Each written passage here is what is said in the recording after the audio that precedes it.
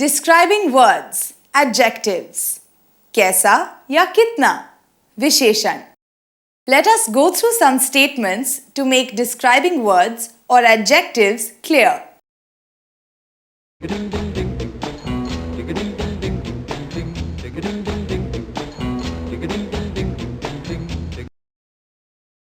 बच्चा लाल पतंग उड़ा रहा है। दो तितलियां फूलों पर मंडरा रही हैं। कुछ चिड़ियां आसमान में उड़ रही हैं। पेड़ पर पके और पीले आम लगे हुए हैं। मीरा ठंडा दूध पी रही है। पतंग कैसी है? लाल।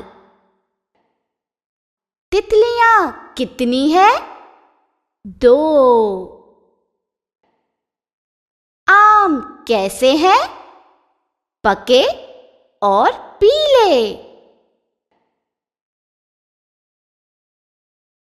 In these sentences, the words lal, do, pake or pile give special information on kite, butterfly and mangoes. The words which give special information about nouns or pronouns are called adjectives.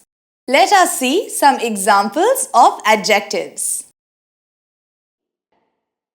समझदार, मेहनती, साहसी, लड़की।